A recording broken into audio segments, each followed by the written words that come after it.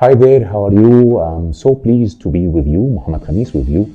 This is my first video in English to speak about the Egyptian civilization, so you will forgive my poor English, especially in accent. And I wish you understand everything I am saying despite of my accent. Why am I speaking in English?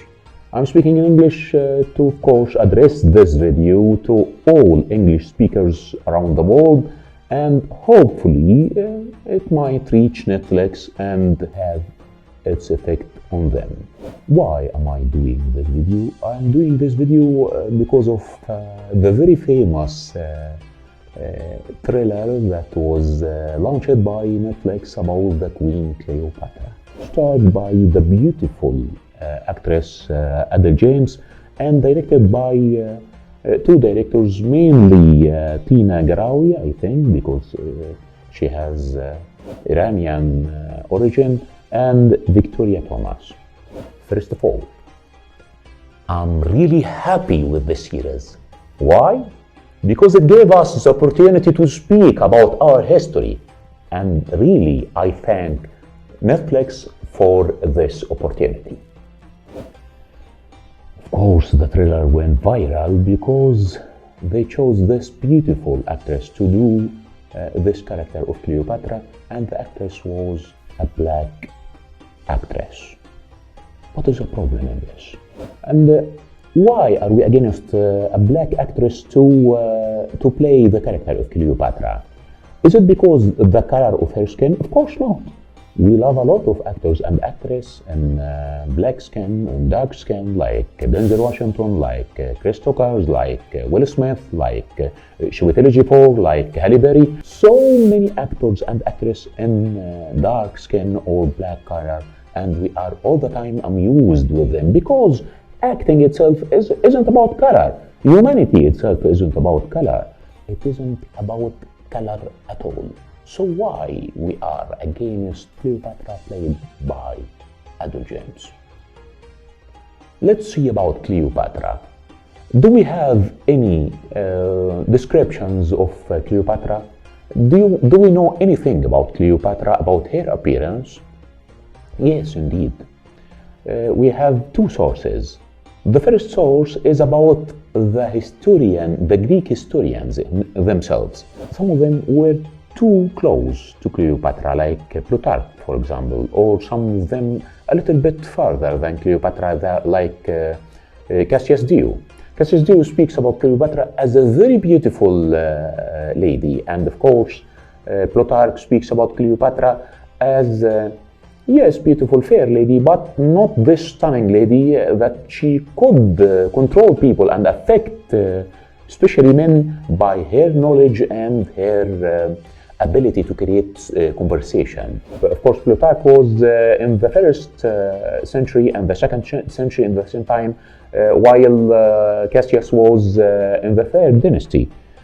Some of other writers, like Blaise Pascal, the French writer in the 7th century, speaks about the beauty of her nose.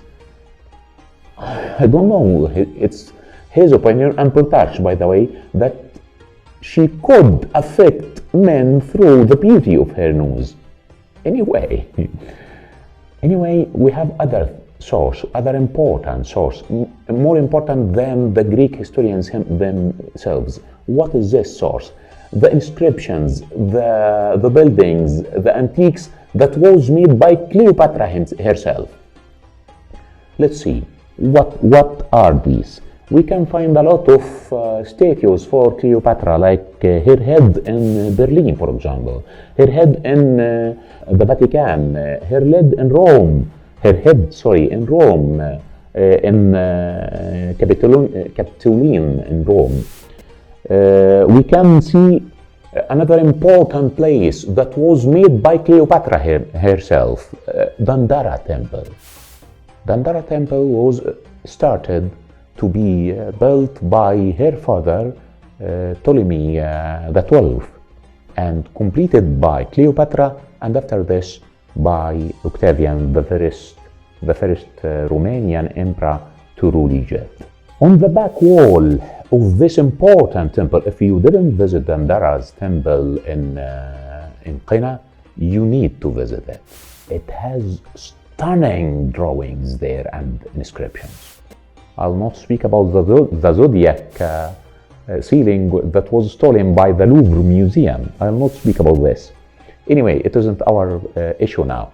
The back wall shows Cleopatra with her son Caesron giving offerings to the goddess Hathor Isis, the main goddess in this temple.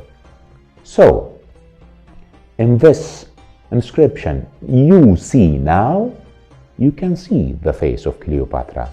You can see how she looks. Do you see? There is another stela, is important stela, that you can find in Louvre too, shows Cleopatra in a male appearance, similar to Hatshepsut's idea. It is very rare, and she is giving offerings to goddess Isis while Isis feeding Horus. And we have bronze currency. Of course, Cleopatra ruled Egypt for a long time, and during this time she had a lot of issues between her and her brother Ptolemy the 13th, and after this with her brother Ptolemy the 14th, and after this with her son Caesron, which is considered to be Ptolemy the 15th, and with of course the great army leader Julius Caesar and Mark Antony too. A lot of debate with this. So all the time she had this types of currency made by bronze, shows her appearance. Sometimes she is alone, sometimes with the other side showing the royal eagle, sometimes with her son as if she is Isis feeding Horus, but now it is Cleopatra feeding Caesron, and sometimes with Mark Antony on the other side, and sometimes even the carving tries to resemble the carving of Mark Antony. We can speak about Armand Temple. Armand Temple is a very important temple that unfortunately was destroyed by Khedive Ismail when he was building the sugar factory using the stones of this temple. Armand is near to Luxor, and it was made this temple for the god of the war Monto and his wives, and unfortunately we don't have the appearance now of this temple, but lucky us, we can find the descriptions and the drawings made by two important sources. The first one, French, in their very important encyclopedia, the description of Egypt. They have drawings for everything before it was destroyed. And the very important Egyptologist Lepsius, the German one, who visited Egypt nearly between 1842 to 1845. We can see in one drawing Cleopatra giving birth to Caesron, and the other drawing Cleopatra giving the mirror offering to Ra'atawi, the goddess who was married to the god Monto. We have a very huge number of statues and heads, and maybe the basalt one when Cleopatra was trying to mimic Arsinoe II. Arsinoe II is a very important ruler of Egypt.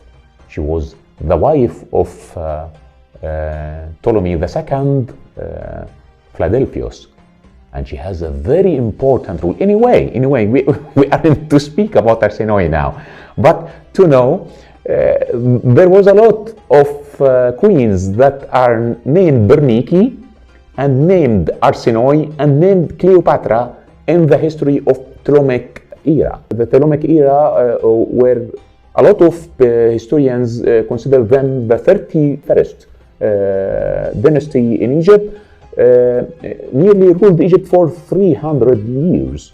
And Cleopatra we are speaking about is the 7th Cleopatra. And she was the last one in the Ptolemaic era. All these inscriptions, all these carvings, all these currencies shows us in a special appearance which looks like Greek and Romans. So why Netflix changes the appearance of an Egyptian queen, Macedonian queen, Greek queen, to be done by a beautiful black actress? No one can deny the origin of Cleopatra, as one of her ancestors is Ptolemy the First. He is a Macedonian guy. Macedonian guy who was one of the leaders of the army of Alexander the Great. And all his family, all his sons and grandsons are from the same origin. Why? Did any historian guide say that Cleopatra might be with dark skin? Even might be? No. From where did Netflix get this idea? Let's speak about the historical series. When we are dealing with history, what should we do? We have two huge genres. We have documentary and we have drama. Drama and documentary. Let me explain a little bit more. We have 4 types of historical events or historical data or historical information. One type of information that has no debate around it. All the historians say that happened like this. No one says any different concept. Like what? Like, for example, Germany lost the World Second War. Who can say anything else? No one. Either in drama or in documentary, you can't change such an event or an data that all the historians agreed that it is right one. So it is a fact. Unless you are in drama and doing fantasia. So in fantasia you can ask yourself, what if Germany won the Second World War? What will happen? What would have been happened? Okay? This is the only situation. But in documentary you can't change it at all. You can't change it at all. Can't. Again. But in drama, again, you can't change it unless you are speaking about fantasia. The second type, we have some data that we have a lot of debate around it.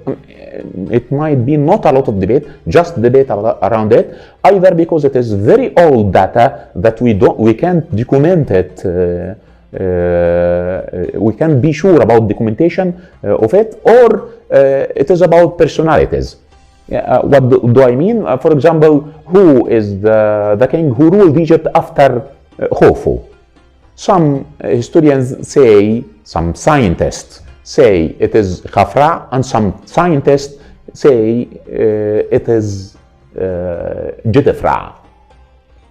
This one has his evidence and this one has his evidence, and we can be sure exactly, we can be completely 100% sure who is the ruler after Khufu. So if I am doing drama, I have the right to choose any of them that matches my dramatic line.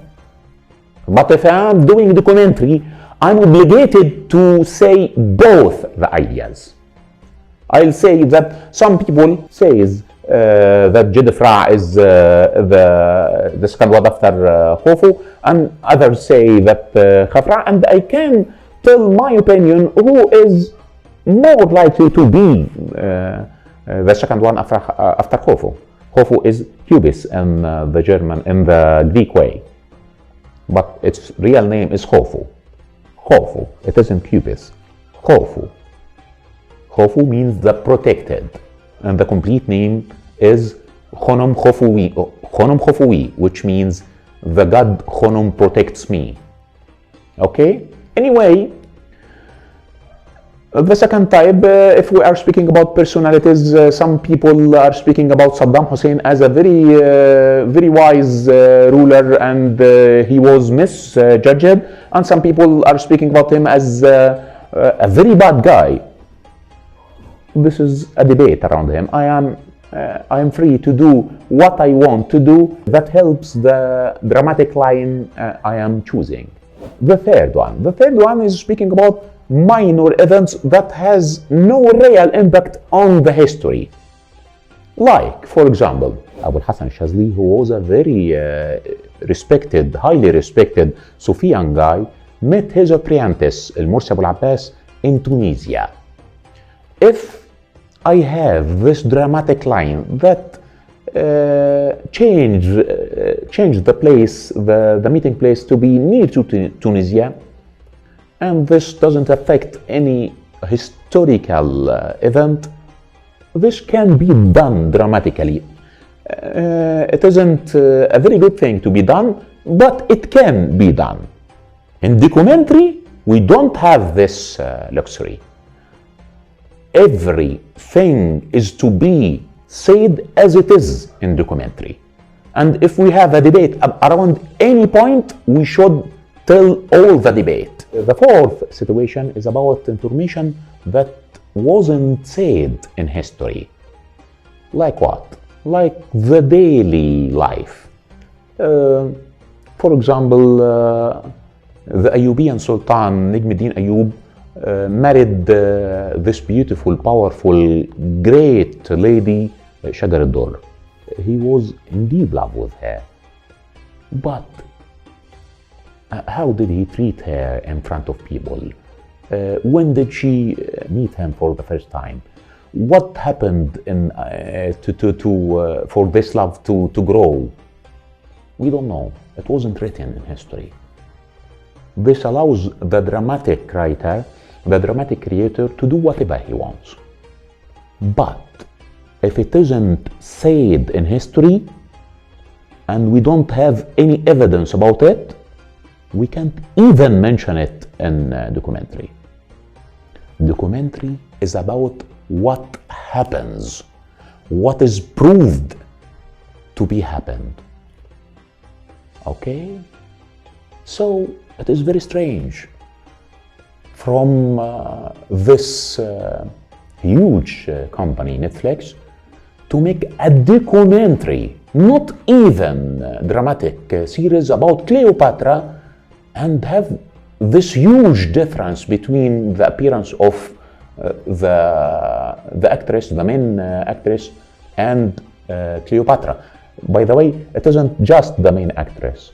All the actors have a lot of difference between them and the historical origin. Bassem Youssef, in one meeting, said a very important question: why we as Egyptians aren't allowed to tell our history? It's a documentary. Hollywood has been erasing my people from we are not allowed to tell our own history. Where are the Egyptian actors? Where are the Arab actors who suppose it?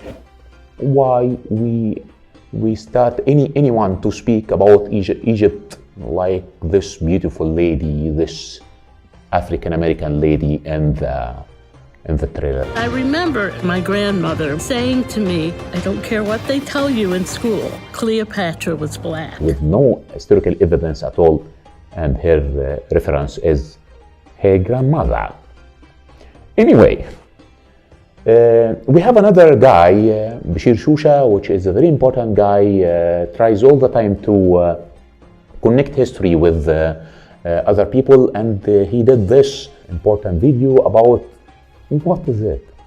Why don't we use any actor to do any other historian character? We have to move on. This way Netflix is doing the right thing. And I would suggest for Netflix, after removing all the old documentaries where the people featuring historical figures look like the historical figure, which is very weird. This is an important one. You should see it. I leave the link.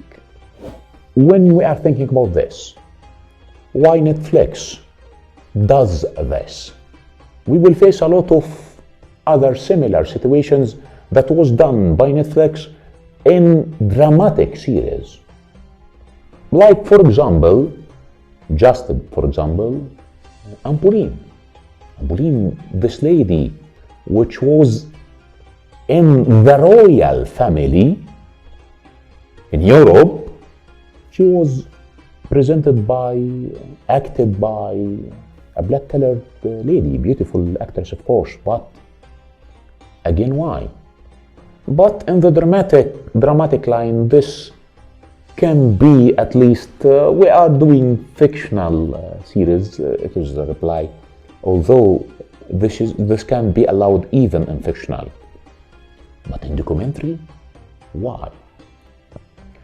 A lot of people will speak about Afrocentrism and Afrocentric action. And of course, we can't remove this from our mind when we see such an action. Afrocentrism or Afrocentric action started with goodwills to give those people who suffered so many centuries from oppression, to give them their right to be equal. But does falsification of history gives them this right? If I am falsifying the history, this will make me lose my credibility. And if you are speaking that the queens and that the leaders of the world were black, so how come that black race was oppressed? Why do we falsify Egypt, falsify history? Why do you falsify history? This even causes the black race to lose its right to be equal, because they were equal, they were kings, they were queens. We aren't speaking about black actors doing black people. Of course, we have, for example, the 25th dynasty was black kings who ruled Egypt, originating from Sudan, now Kushian civilization. No one can deny if Ba'nakhi was acted by a black character. Who can deny this? No one can deny if Taharka was made by a black actor, was acted by a black actor. But I want to think, what will be the response if a white actor acted Ba'nakhi's rule, or acted Taharka's rule, or acted Nelson Mandela's rule? Should this be normal? Shouldn't this be falsifying of history and stealing the glory of other people? It is history, my dear. I like Africans. I am African. At last, let me explain to you who am I. I am Mohammed Khamis, an actor. Originally, I was a dentist, Egyptian, with Arab ancestors and Egyptian ancestors, and African. And I am a member in the Egyptian Archaeologist Society. So, if anyone to speak about this series that deals with Egyptian history in an artistic way, I think I can be the only one, maybe I am the only one who is related to all sides: Egyptian, African, Arabian, archaeologist, art and acting. And from all aspects, this is wrong. This makes any cause that Netflix fight for loses its credibility. This is a very important thing. Netflix all the time fights for minorities. It is a very good thing. But if you try all the time to falsify what is proved by science, you will lose your credibility even when you are fighting for justice, for justified reasons. Of course, I like most of the production of Netflix, of course, and I want these productions to be credible. This will not be by falsifying history. I'm sorry to bother you with this huge, long speech, but I wanted everyone to understand that me and the other Egyptians, and even the other not Egyptians who know the data, the real data of the history, that why we are standing against this movie. By the way, I'm not asking to delete this movie. It isn't movie, sorry, it is a documentary series. I'm not asking to delete it or remove it. I'm just asking to make it right. I'm sorry for all this annoying made by Mohammed Khamis.